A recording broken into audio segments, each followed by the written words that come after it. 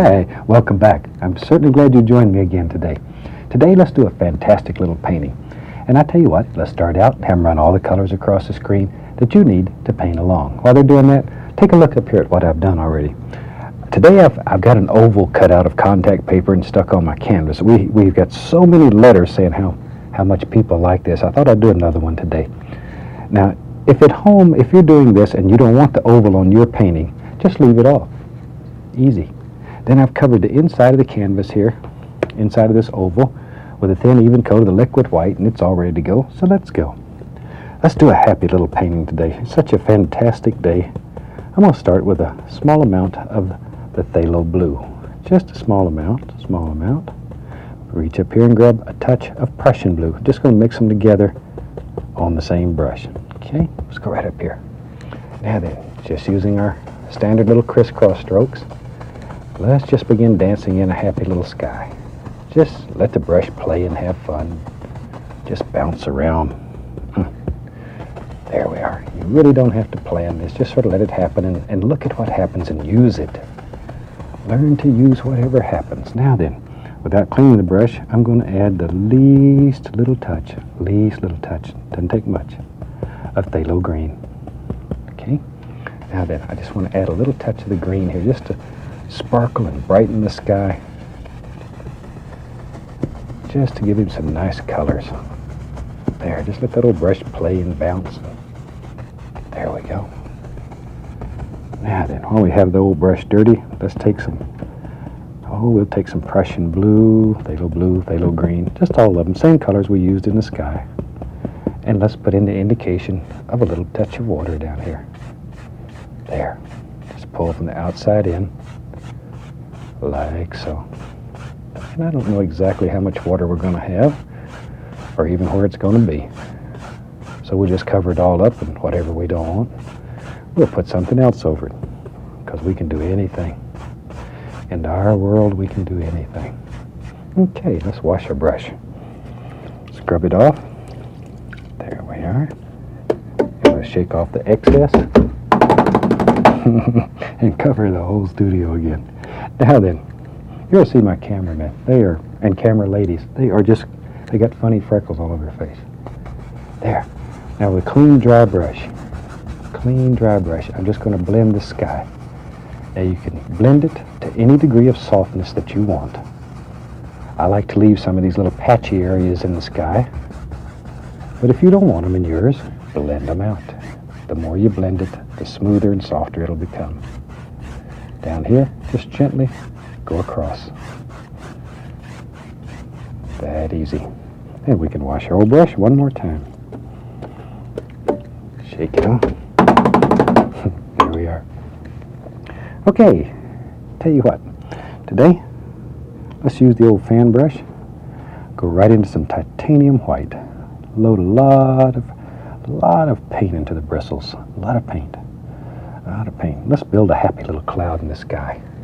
Maybe there lives a cloud right there, wherever you want it, wherever. Just drop him in. It's your sky, so you make the decision where your clouds live. There. Maybe. Yeah. There's a little friend that lives right there. Right there. And maybe another one right over in here. You can just get crazy and fill the whole sky up full of clouds, and that's all right. It's all right. With a good dry brush, use just the top corner of the 2-inch brush to very lightly blend. See, all you're blending is the base. Then you lift it, fluff it, tease it, and very lightly. See there? Beautiful little cloud. That easy. Same thing. Fluff it up. Give it a little blending. There. Fluff it and blend it. Okay, maybe in your world, maybe there's another little cloud that lives in front of this one. You can put him in. I suggest, though, if you're going to put layers of clouds on top of one another, that you do the one that's farthest away first, get it totally finished, and then come back and put the other one over the top of it. Certainly makes it easier. There. Okay. If you do that many clouds in your painting, that'll give you some good practice doing clouds. Should never have problems with them again. Fluff it, and then very lightly, 2 hairs and some air. There we go. Fluff it, and blend it. Now we can just gently blend the entire sky. And already, you've got a world full of clouds. All right. Yeah, then we'll clean off our fan brush. I just wipe the fan brush on a paper towel to dry it, or a soft rag, whatever you happen to have. Okay, let's get this old big brush out here. And take some black, some blue. We'll just mix them on the brush, it doesn't matter. Van Dyke brown, be right back. Alizarin crimson, we'll throw some of that in there. Shoot a little sap green too, what the heck. Might as well use all these nice dark colors. Tap some color into the bristles. Let's go right up here. Now you have to make some big decisions. Maybe there's some happy little trees that live back here. Just take the corner of the brush and begin tapping. Start at the base, because that's your darkest area, and work upward. Work upward, upward, upward, and begin creating some shape and form in your tree. There we go. See? Think about individual little trees, though. Where do they live? Give them names if necessary. That's all right. There's one. Look at him. Look at, there he is. There. Okay, maybe. We'll just let that work its way right on down. Shoot, there's another one. You knew he was there, didn't you? Maybe that's a nice one. He comes way up like that. You know, trees grow however make them happy. Just put them in your world. There we go. Let's just keep going. See, that's fun. Maybe over in here. Maybe over here. More trees. There we are. Maybe this one comes way up like that. Make a decision, drop it in. Anywhere you want him to be, that's where he'll be. There. But that quick, you've blocked in a whole forest back here nearly. Now then, while we have that color on the brush, we can decide back here where our reflections are going to live. Grab, pull straight down, straight down. You can drop them in, then pull them. See there? That easy. Try not to kill that little bright spot right there. Ooh, that's pretty. There you go. Look at that. Now very lightly, just go across. Just gives it a watery appearance. And you can push these and wiggle them. Isn't that fantastic? When I was a traditional painter, reflections used to drive me crazy. And now it's one of the easiest things that you can do. So simple. Let's put some little tree trunks in there. I'll take paint thinner. Let me get some more thinner here. Paint thinner on my liner brush. And I want to mix this till it's thin like ink. Let's go right up here. And now here and there, just put the indication of a happy little tree trunk and some limbs and sticks. There's some that grow in here. Some people will find it easier to start at the top and pull down. Some people find it easier to start at the bottom and lift up. Doesn't matter. Doesn't matter. There's no rule. If it works, then that's the right way. Okay, maybe there's one sort of yahoy over here. Yahoy, that means it's bent. There. Okay, over on this side we need some indications, and each one doesn't have to have one, just wherever you think they should be. There are just all kinds of little things growing in there. And you can take a little bit of titanium white, thin down, and put a few of them in here and there that are light color. And they really stand out against that dark, see? It gives your painting character. People think you really work for a long time to put all them little rascals in there. Let's put some on the other side. That was looking good. If I'd known they were that good, I'd have put a bunch in there to start with. There. Look at that. Boy, them little devils just jump right out at you. Now then, clean my brush. I'm going to get a 1-inch brush today. What the heck? Let's go. I'm going to drag it through some of the dark color first, just to get some paint on it, some browns and greens and all that. Then I'm going to go into the cad yellow. Be right back. Get a little sap green on it. Load a lot of color into the brush, but tap it so you can see. See it push. There. Tap it to load it. Okay. Now then, let's go up here and begin putting in some highlights on some of these little devils. Think about form and shape. Don't just throw them in at random. They won't look right.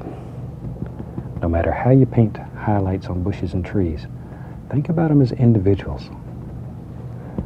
Think about them. It's easy just to throw them in at random, but that's not the way little trees grow. So go out in your yard and look at them. There's a plan there. Nature doesn't make any mistakes. It happens for a reason. There's limbs and things in there that project out. There. Think about them. Create all these little shapes. There, I'm adding a little yellow ochre here and there, a little Indian yellow, sap green, cad yellow, just whatever. Even touch a little bright red here and there. Just make some pretty little things. Now, over here on this one, let's give him some. I don't want him left out over here. Think about form and shape, though. I know you get tired of hearing that, but to me, that's so important. Anybody can just hit it random, but your paintings are special. They're special. Set you apart from everybody else because you pay attention to little details. That makes you special. And if you're selling your paintings, that'll cause your paintings to sell while somebody else's are sitting there, going nowhere. There we go. For years and years, I traveled with art shows all over the country, demonstrating and selling my works. Oh, and sometimes other painters would get so angry with me because I'd be selling paintings just as fast as I could turn them out. And they would sit there all day brooding over these little paintings. And if only they had just taken the time to figure out why they were selling rather than being angry. You don't have to get angry. If somebody's doing better than you are, study them. They've got a secret. Find out what it is. Shoot, don't get angry. If you get angry, it just wastes a lot of energy. Tell you what, let's get crazy today. I'm going to take a little white. I'm going to be right back. Get a little touch of phthalo blue. Since this is my world, I can do anything I want to do here. I'm going to go up here and maybe back in here. There's a little bush that's sort of bluish. I just like the looks of that. See there? Now, if you don't want a bush that color in your world, don't put him in. But today, I just feel so super. I want to put some bright, shiny little colors here, and then I'm going to add a little alizarin crimson to that. Little crimson, ooh, there's a beautiful color. Beautiful color. Okay? Now then, maybe, look at that. Just makes you happy when you see bright little colors like that. You just can't help it. There we go. And painting, if it does nothing else for you, it should make you happy. It should bring something into your life that you didn't have there before. Then it's worthwhile. Then it's good. It's good. Anything that makes you happy and doesn't hurt anybody else, it's got to be good. Okay, let's go right up here. I'm going to add a little dirt, a little bank back here. I'm using straight Van Dyke brown. Straight old brown. And right along here, see, wherever you want them to go. Take a little brown and a little white, mix it together, and come right back in here, add a touch of highlight, right here and there. There we go. Just enough to get it to stand out. A little touch of liquid white, and put a little bit of that lavender color in that too. We'll make it pretty. See, pull it out flat, and then cut across. Just get a little bit on your knife. Go right up here, cut a hole right through the canvas. Just get up there and saw it. Just really work it. There. And that's a light area between the darks that makes it stand out a little bit. Shoot, we might even get in here and get crazy, because we can do anything in our world. Maybe there's some more bushes and trees here. See? Maybe there's a little projection that comes out here. If you want one, put him in. If you don't, leave him out. You can do anything. There. See, there he is. Put a little reflection. Straight down. Go across. Come back with our 1-inch brush. Get a little color on him. Just tap a little color into it. Let's go back up here. Now then, need a few highlights on this little bush or tree, whatever he is here. There we go. See that? There he is. But leave some dark areas in there. Sometimes this gets working so well, it's almost a natural tendency just to cover up everything. And if you do that, if you lose those dark areas, then your little bushes are not going to be individuals, and they're going to be very flat. Look like you cut them out of newspaper, just glued them up there. And we want action and life. Ooh, this is too nice. See there? But layer after layer after layer. Then we need a little dirt under there. Got to have something for them to sit on. Little white, little brown. Put in a little touch of highlight right in there, like that. And we can take a little fan brush with some of that same color on it and just push upward. That'll bring it all together. Cover up those edges. Look at there. Come back with our liquid white. Cut us in a little water line. Son of a gun. And with a clean knife, I'm going to just scrape in the indication here and there of a few little sticks and twigs, just mainly in the dark areas. There. See that? Looks like a lot of little detail. People will really think you worked hard to put all that in. They'll think you used that little one-haired brush and did them one at a time. Don't you tell them any different. That's our secret. That's our secret. Okay, tell you what. Get some more blue and some black and some Van Dyke brown and whatever other color, sap green, lizard crimson. We just mix them all in here. Okay, now then maybe this comes right down like that. See there? Just use the corner of the brush and tap in whatever you want. Okay, if that comes out here, obviously it's going to be a reflection. You knew that. See, go across. But you need to put that reflection in. I'm going to bring this down. Put it in before you come around. It's hard to sneak it back in there. You have to make some decisions. See, maybe that's going to come right out like that. It'd be hard to sneak back in there and stick that reflection in, but you got it already. You got it. You got it. There. Now then, we can come right back, find my brush. There it is. Let's go back into our highlight colors, the yellows, all the different yellows and a little bit of sap green.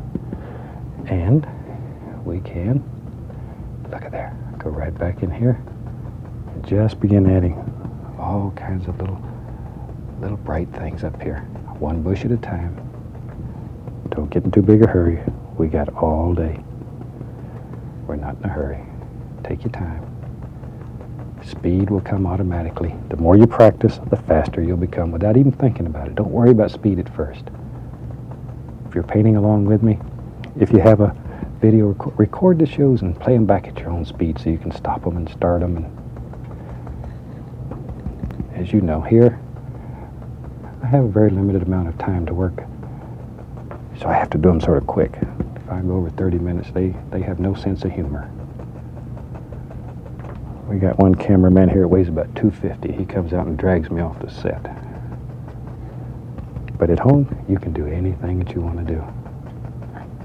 See, work in layers, layer after layer after layer. I know what we need. Let me find a fan brush. Shoot, that's just a perfect place to have a little path, because you'd want to get back in there. And the little path, there it comes. And if it goes right over your bushes, that's all right. There it comes right out through there. See, it sort of goes back. Take that same brush, we'll pick up a little white on it. There. See, just let it graze over the top of that dark. There you go.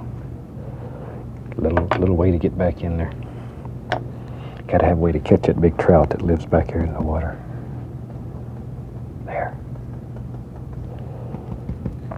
I'm not a very good fisherman. I love to fish, but I catch a fish and I put a Band-Aid on him and put him back in the water and wish him well,